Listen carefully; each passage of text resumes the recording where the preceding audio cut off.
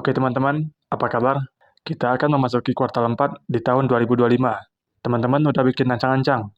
Ini penting, supaya kuartal 4 itu bisa lebih terarah dan lebih tepat. Jangan sampai ngebuang waktu secara percuma. Sejatinya, waktu adalah komoditas yang tidak bisa kita kembalikan lagi.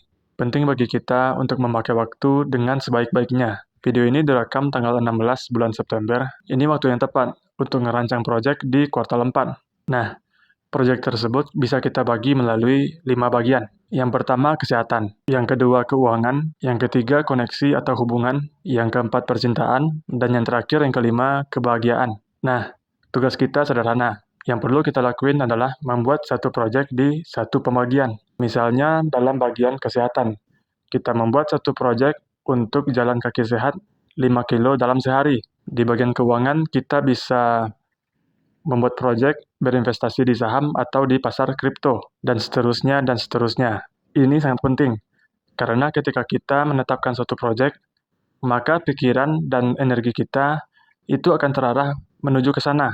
Bukannya nggak mungkin, tujuan-tujuan yang ingin kita capai itu akan terwujud selangkah demi selangkah. Yang paling penting itu adalah progres, bukan hasil akhir. Ada perasaan yang tenang ketika kita tahu bahwa hidup kita itu bergerak maju. Yang perlu kita ingat, proyek yang ditetapin itu nggak harus selesai, karena hidup itu nggak hitam putih. Sebuah nilai nggak cuma angka 1 dan angka 10. Ada banyak angka lain di antara 1 sampai 10. Dan kita sebagai manusia nggak harus dapat nilai 10. Dapat nilai 7 itu lebih baik daripada dapat nilai 4, bahkan dapat nilai 0. Jadi jangan cemas untuk merumuskan sebuah tujuan. Ini harus dilakukan agar hidup kita bertumbuh. Sebagai makhluk hidup, kita cuma diberi 2 pilihan. Kalau nggak tumbuh, ya layu. Mau nggak mau, kita harus bergerak maju.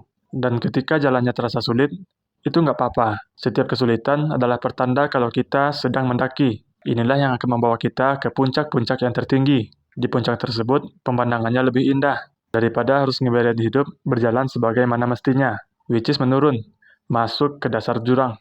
Tentu aja, bukan itu yang kita inginkan. Kalau untuk gua pribadi, kuartal 4 adalah tempatnya di mana gua mengisi pikiran dan melatih kemampuan. Bill Gates selalu menyediakan waktu 1 minggu untuk mengisi pikirannya sekali dalam 6 bulan. Ini sangat penting, karena dengan pemikiran yang baik, maka keputusan kita juga akan menjadi lebih baik. Gua akan mengisi pikiran dengan buku-buku dan podcast-podcast yang bagus. Gua akan melatih kemampuan dengan mengalokasikan waktu dengan baik. Gua akan membuat sebuah ritual harian yang akan menjadikan gua pribadi yang lebih ahli dalam suatu bidang. Inilah yang akan gua kerjain di kuartal 4. Gua percaya, semakin bertumbuh gua sebagai seorang manusia, maka konten yang dihasilkan itu juga akan bertumbuh. Semoga teman-teman bisa mengambil manfaat dari video ini. Gua akan lebih rajin buat memposting video seperti ini. Semoga bermanfaat. Sampai ketemu lagi.